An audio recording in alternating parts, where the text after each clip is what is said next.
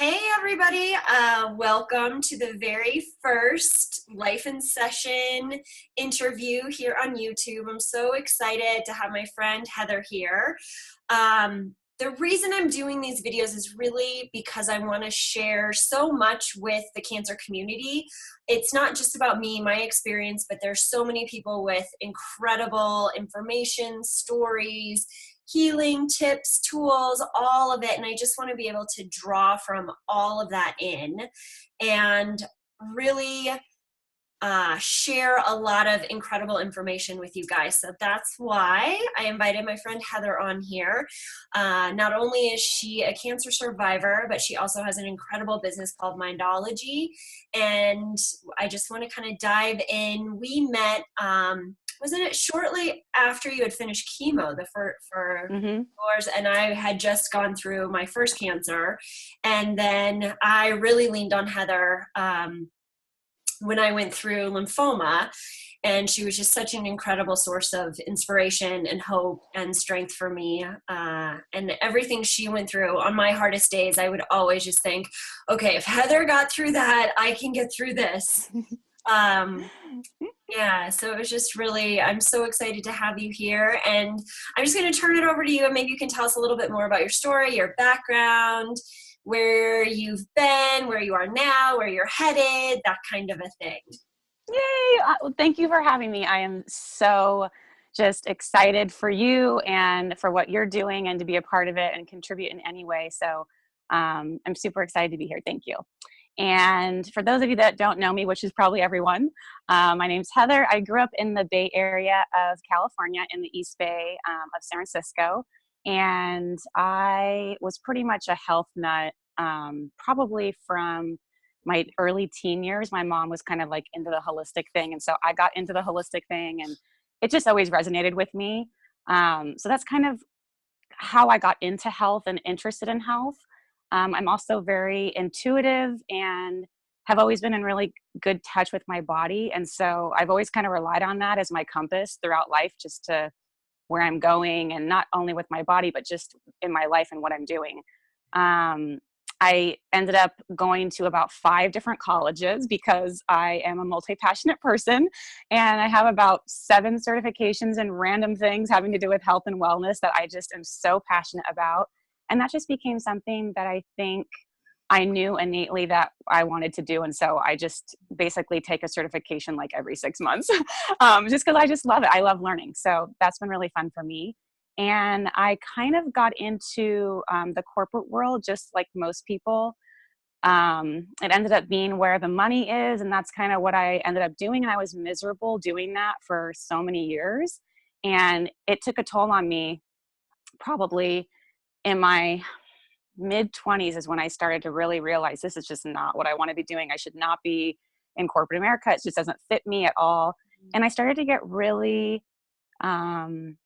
miserable, I think is the best word to use, and just not my authentic self, and just completely ignoring my soul's calling and everything else that was going on in my life and my heart. I was just kind of ignoring it out of fear, as most of us do. And so I was starting to have health issues probably from ages 22 on, and just random little health things that I could not figure out. And I went to several doctors and got dismissed by all of them, saying it's all in your head, or you're too young to have anything wrong with you. So just, continue on. And it was really frustrating because deep down, especially being highly intuitive, I knew something wasn't right, but I just couldn't figure it out. And so long story short, I started to have really more acute things going on when I was about 31, 32, and got so sick that I ended up getting infections like bladder infections that turned into a kidney infection. And then I got so sick to where I was feeling so ill that I would need to go to the emergency room. And that's where they thought that I had pneumonia in both lungs, but it turns out it was cancer. So it was just, one of those things that you just like, it was almost relief when I heard that. Because when I was this is a very short version of the story, but when I was in the ER, And I had a procedure done because I had fluid in my lungs, and that's where they kind of thought the pneumonia was coming from.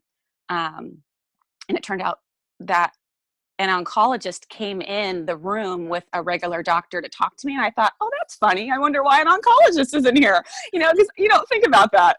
And I mean, that would never cross my mind. I'm like the healthiest person I know. And so it was just weird. And so when they told me I had cancer, I was just kind of shocked because A, I'm a very huge health nut.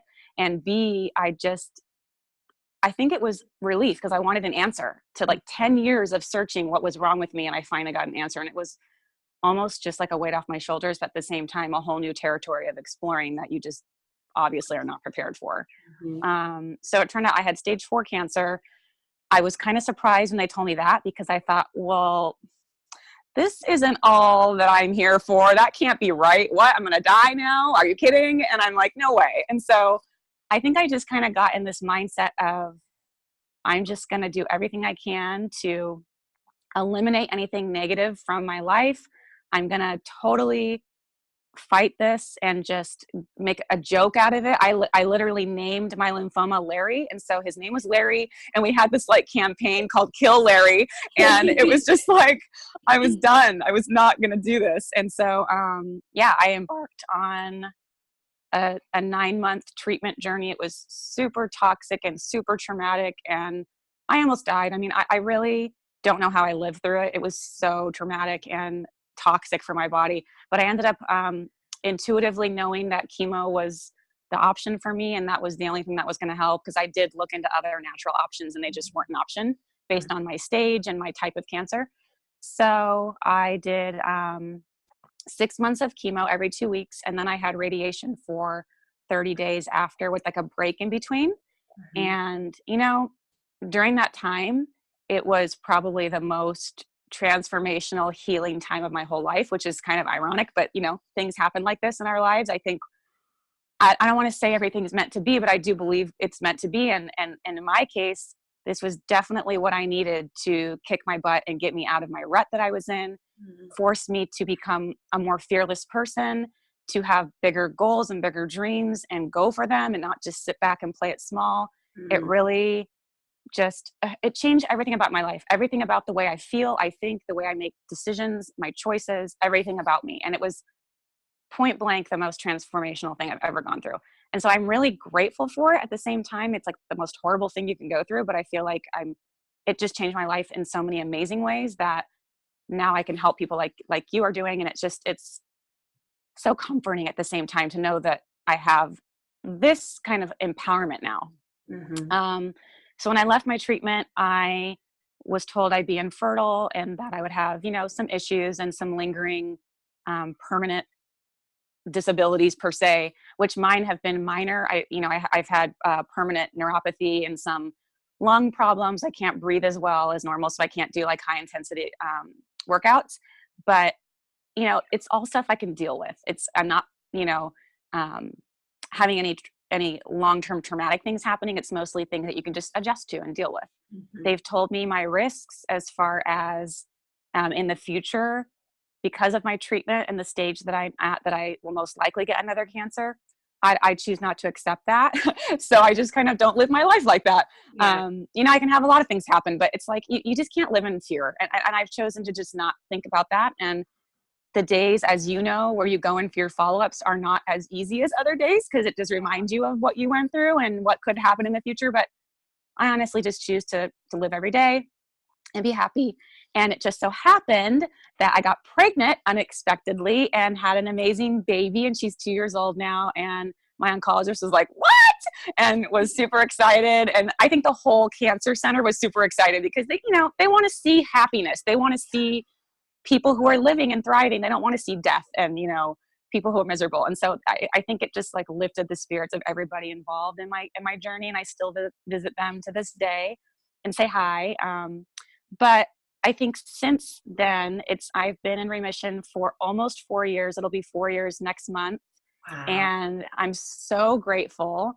And so much has changed, and I'm sure we'll get into that. But for right now, I'm just, working on, obviously I had to go back to work full time to supplement my income. And I took some time off after my treatment and just really decided what I wanted to do. And I felt like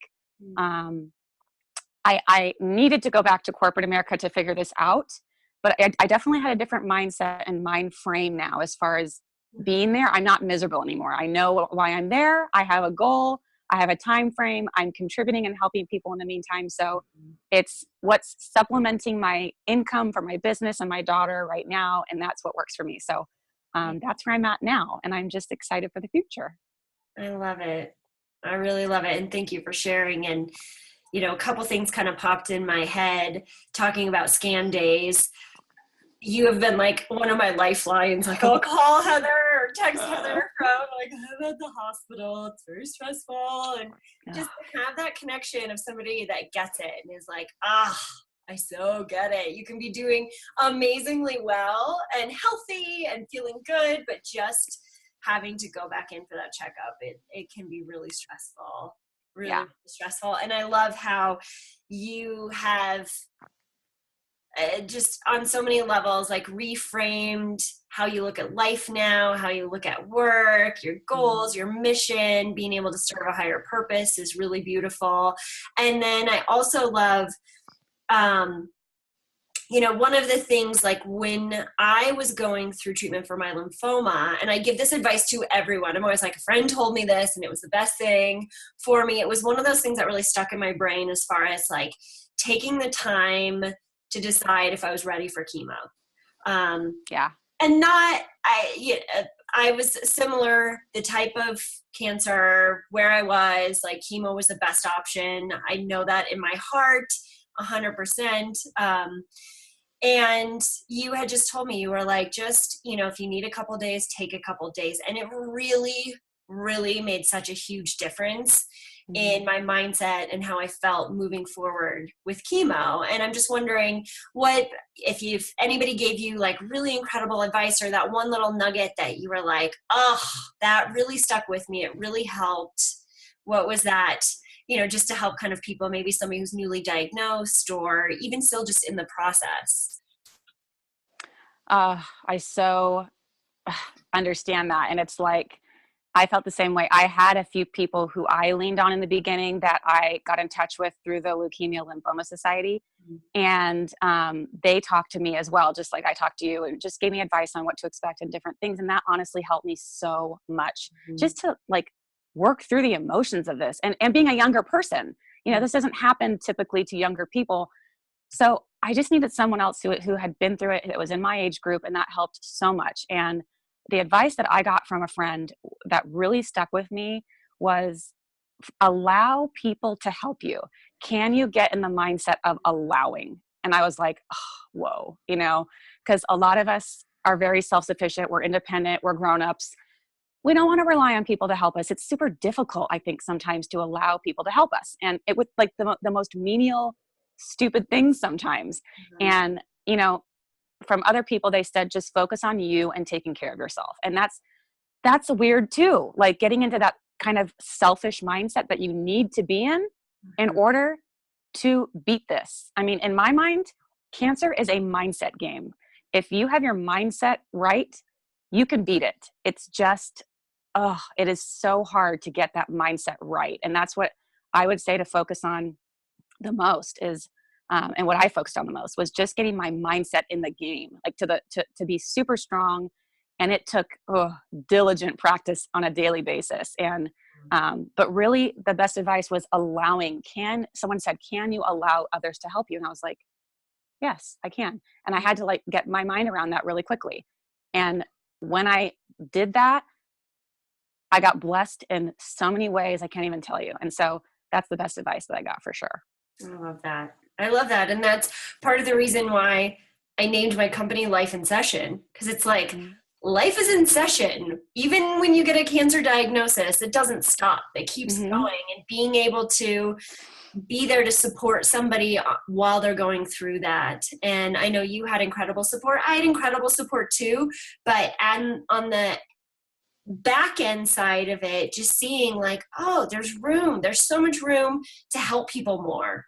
And to bring all of this that we're talking about, this wisdom, this knowledge, this experience to somebody who's just been newly diagnosed. And I think that is really my goal here, and just being able to bring all these people in and say, like, you don't have to go it alone. Like, we're here to support you.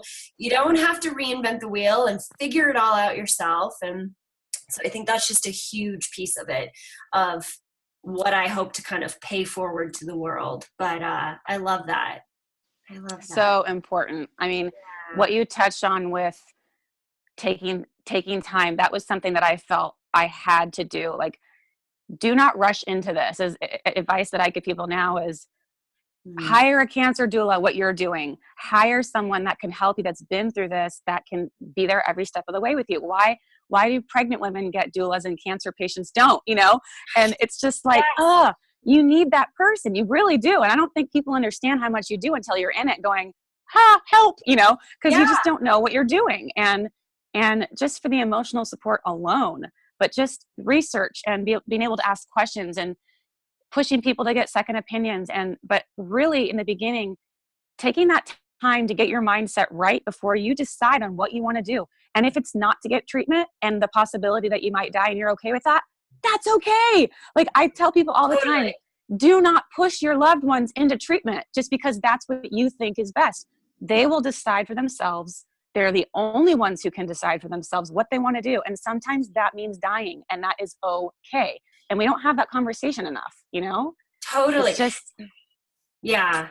No, and on the flip side of that, like, I also get very cautious and sort of like, wait a minute, when people, there's so much out there. It's like, chemo's horrible. It's going to kill you. Chemo's the worst. You have to go natural. And it's like, it makes me, like, gives me just, because it's so personal, and it really depends on the person, their diagnosis, their body, where they are in their life, like what it's going to look like. Yes. There's so many factors. It's so personal. And whichever direction you go, whether it's chemo, whether it's not to do it, to try natural, to do chemo and natural, to do whatever, it's your decision.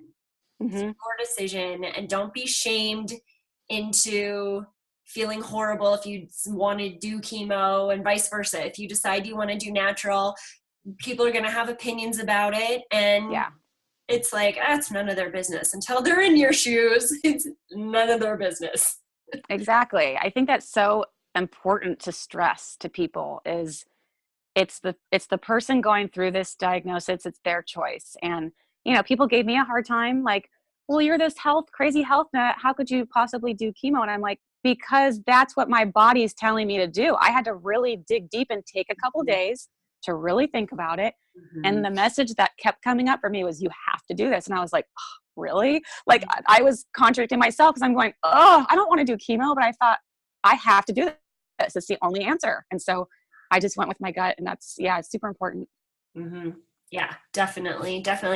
And then I was kind of thinking about wondering, looking back, are there things, especially as you're talking to somebody who might be newly diagnosed, things that you wish you would have done differently, or maybe would have implemented or not, or, it's easy to have hindsight about something. And I'm not saying anything was wrong in your journey by any means, but sometimes it's kind of good to look back and reflect on that and see, and if that's something you feel comfortable sharing. I think I definitely, in my case, it's difficult because my oncologist was pushing me very hard to do this now. We have to do this now. We have to do this and this. And I'm like, I need some time. And he said, no. And I said, I need some time. And so what happened was, because my cancer was stage 4 and it was progressing so quickly, they said I would have been dead in 2 weeks if I didn't start treatment. And that's how dire it was. But I said, I want time to heal, because I had my port surgery and I had my port put in. And I just knew from working in the healthcare industry in the past that when people get chemo, you don't heal from things. And so I knew if I started chemo the day after my surgery, my wound wouldn't heal and I'd be at risk for all these things. And I already had some complications in the beginning of chemo anyway. So I stood my ground and said, I'm waiting a week and you're just going to have to be okay with it. And he was like, okay. And then they figured out a solution, which was to put me on steroids to keep the tumor from growing rapidly, at least. And so they don't tell you those options. And I'm so glad I pushed. And so I think that is something I'm really glad I did, and I would encourage others to do. I wish that I would have pushed harder to get answers, I think, from doctors, because I just kind of said, okay, when they're like, nothing's wrong with you. And I was in this discovery phase of trying to figure out what was wrong with me. But I think that even once you find out, it's really important to ask as many questions as possible, and don't feel bad about asking questions. Doctors can sometimes make you feel rushed, and oncologists don't tend to do that. The appointments tend to be longer. But I would definitely say ask as many questions as possible and get comfortable with the treatment that you're about to embark on, and know what to expect, and know what you're getting yourself into, and be prepared, because that's half the battle, is being mentally prepared for that. And then if you're going into it having had taken the time to feel comfortable and get your brain around it, and you're good, now you can start and be fresh and strong and just tackle it. And that's kind of, what I experienced.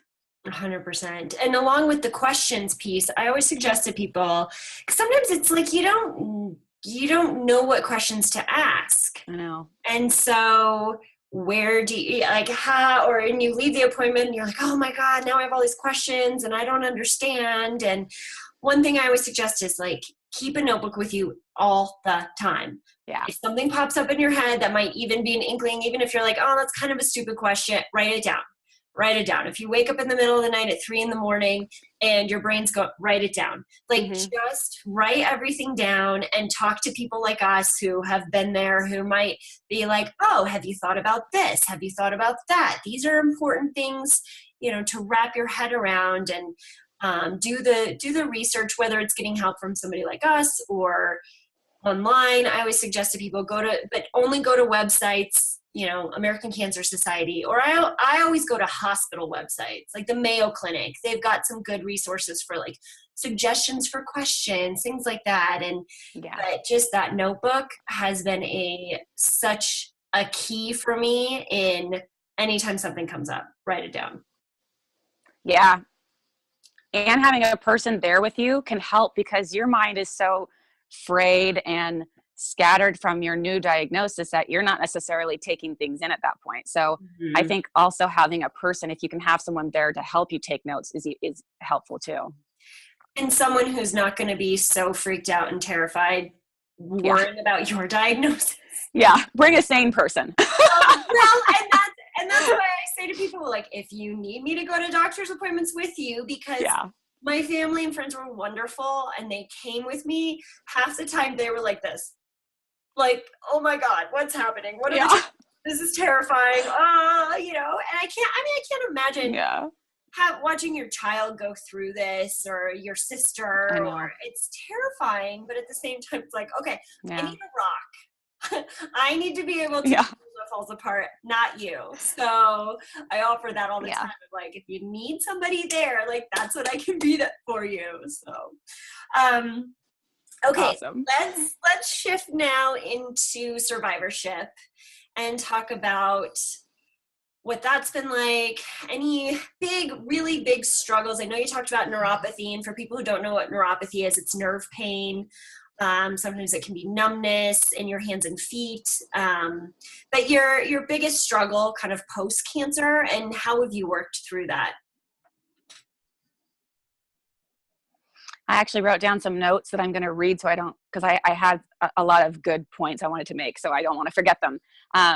Number one would be, I became severely emaciated during my chemo treatment, and I'm already a thin person, like stick thin person as it is. So I lost a lot of weight, and to the point where I was freaking out, like calling my doctor going, I think I might die. And he's like, you're fine. This is normal. And I'm going, oh my gosh. So I lost a lot of weight and a lot of muscle mass. So I still am struggling with gaining back weight and muscle mass. So that survivorship is not easy, I will say, but with the right support system in place, it can be. And there's just a lot of things that you don't know you're going to go through, and that you don't expect to go through as a survivor. And so number one is definitely, I had a hard time gaining weight. I was severely emaciated. So I needed to make sure that I had my nutrition on track, And then I had an exercise program in track that was right for me. I Mm-hmm. wasn't going to go and start like bodybuilding. I needed to actually do something Okay, that felt right for me. Your love. Right? Oh my God, that would be amazing. All right, sorry. Pick something, no, but like pick something that resonates with you, not something that is like going to freak your body out because you just went through this huge trauma. And so I picked yoga. And like I know you're doing. So I actually decided to get certified and do a teacher training in yoga. So that's what I did. And it felt perfect for me. And I built like 8 pounds of muscle that I did a condensed 30-day training. Mm-hmm. So I built like 8 pounds of muscle in that month. And I thought that was pretty awesome. I'm still not back to normal even after pregnancy because I only had a year in between being cancer-free and getting pregnant. And so I still hadn't even gotten back to normal yet. Yeah. And then I got pregnant and I was exercising during pregnancy, but obviously not building muscle and doing things. And so even after I had the baby, your body goes through a lot of changes. So make sure you find a good workout routine. The next would be the hard part is like staying in my happy, high vibration bubble. I really like finished my treatment on a high. I felt like I just overcame the most amazing thing. I was on a cloud 9. I could do anything. I'm the king of the world. And so it's hard.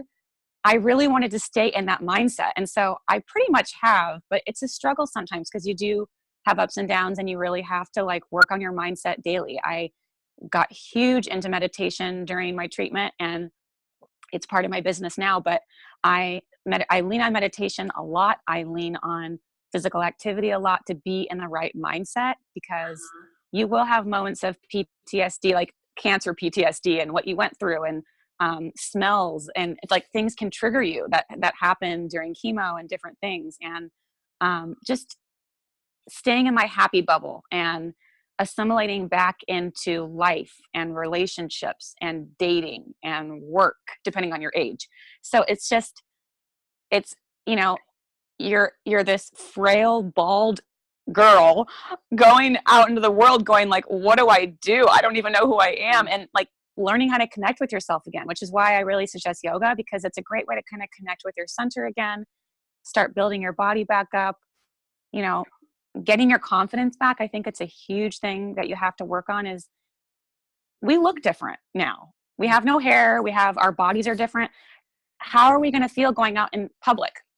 How are we going to feel wearing a wig? All these different things that you don't know until that happens. And, are you even healthy enough to go back into the world yet? I had to wait 4 months until my white blood cell count was high enough to even get a job again. And so these things you have to think about. And then just really working through these things as they come up and allowing yourself so much grace and patience and love because you're going to be hard on yourself. It's just human nature that you're feeling this way and that you're having troubles. And really, you shouldn't be. You should be loving yourself and just understanding this is part of the process and that survivorship is not easy. Mm-hmm. I found a great Facebook support group that I joined for my type of cancer. I would say join one for your type of cancer. They're out there. They have one for every single type of cancer. And join a group where you can just talk and read other people's stories because they are helpful. And that's what I think I've struggled with. And that I continue to the mindset is huge for me. And I just really work on self-care a lot more than I used to. Self-care is like probably the number one thing in my life. I listen to my body like I never did before. I will say no to things if I'm feeling any inclination that I need to rest or whatnot. So just be peaceful with your body, support it, do what you know you need to do for yourself, and don't feel bad about it. Do not feel guilty one bit for needing to take care of yourself. Yeah, I think that's huge. There we go. Did that record all that? Oh. Yeah. Having a little technical difficulty here. No, I love that. And all of those points about survivorship, it's so true. The things that you're going to have to deal with and work on and that come up and that you're not expecting. And I personally have no idea how you did yoga teacher training that like soon after chemo. I'm a year and a half out and it's kicking my butt. So I actually told them before I did it, my situation. I said, I just got done with cancer treatment. I'm frail, you know, because you read the description of what it entails and what is required. And I said, I may not be able to do all the poses. I might need a chair because sitting on the ground cross-legged hurts me because of my muscle neuropathy. And they were so sweet and just accommodating and let me do it my own way, which was really nice. That's amazing. That's amazing. Yeah. And then now tell me, I want to hear all about your new business, Mindologie, what you're doing.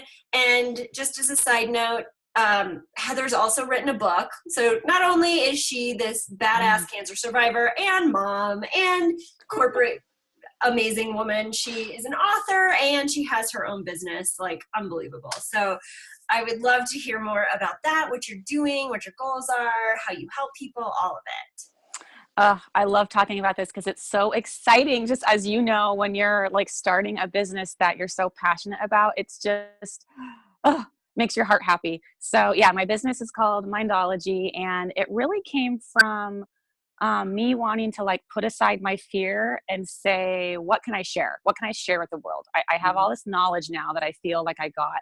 I had this, in my book, I talk about this kind of, I call it a divine download that I had one night. Cause you know, you're on lots of drugs and sometimes you're not all there. And I had this like moment during meditation where I literally felt like I kind of like flew up and just like got to visit the other side for a little bit and hang out for a while, and just got like, it wasn't a near death experience, which is, it's more like an out of body experience that I had. And I really had this like divine download with all this information and wisdom and love. And like, I mean, the most unbelievable love I've ever felt ever. And I felt like it taught me a lot about life and like questions I had about life. So for me, I had all this like stuff inside of me that I wanted to get out. And so that's why I wrote my book, just to talk about wellness and share my story. And then I created Mindologie to figure out just how to help people on a different level. And Mindologie, because I believe that everything starts in your mind, from your mindset. My mindset, I believe strongly, is what got me through cancer. And I used a lot of supportive things during cancer, and essential oils and all different kinds of things, meditation, yoga, positive affirmations, everything you can think of. And it all helped, but my mindset was really what I came back to. So for me, I wanted to create this, particularly focusing on stress and anxiety, because everyone goes through it. And I did suffer from really debilitating anxiety and panic attacks earlier in my life. And I feel like stress is now just becoming so prevalent with the age of technology, the speed at which we're moving, the speed at which our phones and technology are moving, and our brains just can't keep up. And it's causing us to have anxiety disorders. And there are so many people and children and kids now with them, which is just crazy in me. So I really wanted to develop a business that would help people. So I help people with stress through meditation, nutrition, mindset, and health coaching, and yoga. And I try to combine them together into a program called the Stress Method. And it's like an 8-week program that I help people through whatever type of stress they're having. We kind of deconstruct it or re-engineer it so that we can figure out how to get to the root of what's causing that stress and figure out how to deal with it in a healthy way. I'm going to be doing pop-up classes. I'm still in the beginning stages of figuring this out, but I want to offer pop-up classes for meditation and yoga. I want to offer retreats that you and I talked about doing together, and just there's so many possibilities. And I just think it's something that I just can't wait to see go further and just help as many people as I can. Because I really believe like meditation is going to save this country and just mindset and learning how to deal with our stress. So yeah, I'm excited. Oh, I'm so excited for you. And I love Thank you. just watching you create this, how it's evolved, and how you've really found that thing that it makes perfect sense for you. Yes. Because your mindset, seriously, I mean, there are days when I'm like, I don't know how she does it. And you really have crafted and worked on that. And it's been such a powerful tool for you. And then for me, just kind of by osmosis. So I'm glad. Thank you. Incredible. Well, Thank you. and I'm going to be sharing all how to get a hold of you through your website, Thank you. through Instagram, social media, all that kind of stuff. I'm going to share that below. People want to reach out to you through your website. Is that the best? Yeah, social media or my website is the best way. And if anything, it's just fun to follow along. I think I love people's journeys and I love following their stories and following them. And yeah, if people want to work with me for stress related things, absolutely. I just love helping people just like you. So we're both here to serve. Yeah. Yeah. Amazing. Thank you so much for taking the time out of your day to come talk, to share so openly. And I know it's going to be really helpful for people just to hear your story, to see how far you've come. Like, it's so interesting to me. I look up to you as someone who's further along in your journey. And for me, it gives such hope and strength. It's like, oh my God, look at all the amazing things she's done. Look at where she is, all of this stuff. And then I feel like, I notice when I am in hospitals, it's like, I love telling people like, no, this is where I'm at in the journey. This is how far I am along. And it's like, oh, okay, you look healthy. You look normal. Yeah. Like, okay, thank you. Thank you. Like, just to see you can do this and get through, not everyone, but that we're here, still alive, still kicking, still serving. And it's really exciting. So. It is. Thank you for having me. I loved doing this and I love what you're doing and that you're going to be helping so many people with this. And I think it's just needed and so special. And yeah, I was really grateful to be a part of it. So thank you for asking me. So exciting. And I can't wait to have you on again. So, all Yay! right. Thanks, Heather. You're welcome. Thank you. Bye. Bye.